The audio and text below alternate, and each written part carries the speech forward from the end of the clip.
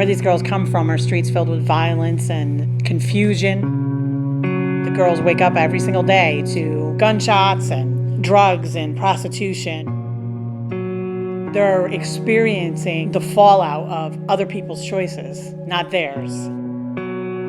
They're growing up in this life that they think has to be theirs. They have to own it. And they really don't have to own it. They don't have to own it at all, but they think they do because they believe that's the hand that they've been dealt.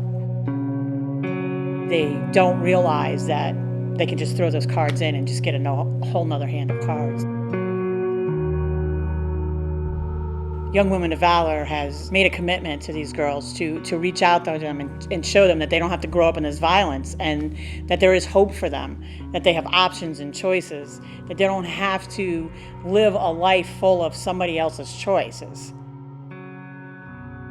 When a lot of these girls come to us, they come to us from homes that are broken, whether it be from murder or drugs or gangs or broken families.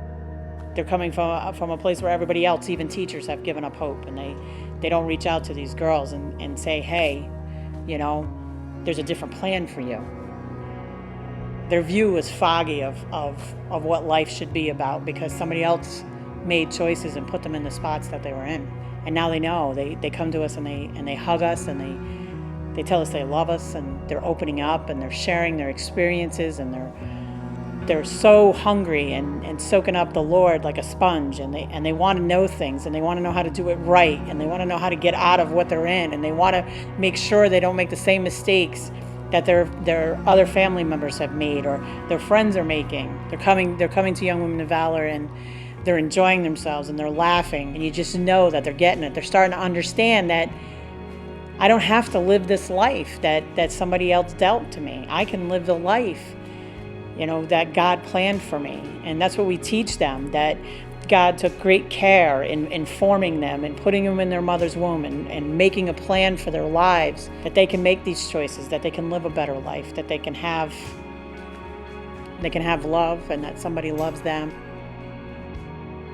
Another thing we teach them is to show them the red flags of dangerous relationships, dangerous friendships, what to look for and how to act, and how to respond to people when all seems hopeless and when it seems like it's never going to end, and when the night just gets darker and darker and darker, that they can reach out and that the Lord is there for them and that He's listening and that He knows them. He knows who they are. He has given them an identity separate from their parents, an identity that's separate from what society has given them. He's defined them in a way that they have no idea about.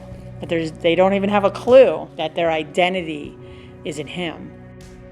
And now these girls coming from these streets are telling us, you know, I used to act like that. I don't act like that anymore. You know, they're accepting Jesus as their Lord and Savior. You're seeing fruit in their lives. You're seeing them smile and laughing.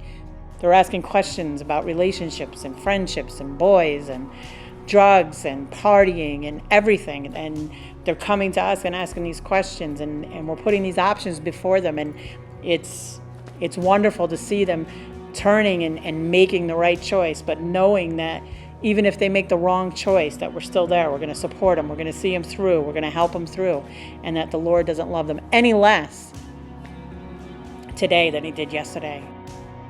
To me, it's like a group where everybody can come together and talk about anything that's happened. You feel comfortable. Like, you don't feel like pressure to talk about anything. Like, if you have something on your mind to say, you can say it if you want to. We do a lot of fun stuff. It's really fun, first off, and you learn a lot from it. We learn about dealing with domestic violence in relationships. How can we get out of this situation without, like, hurting ourselves or anybody else? How to be nice to others. Dressing appropriately. And make the right choices about men. Following what your heart tells you and not what other people tell you. We shouldn't be like everybody around us. We should be our own person. It doesn't matter where you come from. It just matters on if you trust Jesus or if you don't trust Him. We are God's child and we are loved by Him. And I would rather have people have that impression of me than something that I'm not. My favorite part is like reading stories about the Bible and stuff. We talk about Jesus. Taught me how to be a true Christian. Yes, it has strengthened my relationship with Jesus very much.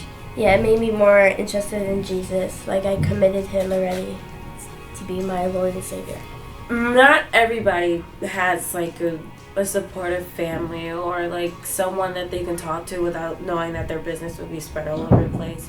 But she lets us know that like we have hope, like God is there for us, and anything that we think that we can do and like that we want to do, we can. I have a lot of issues. I have, especially lately.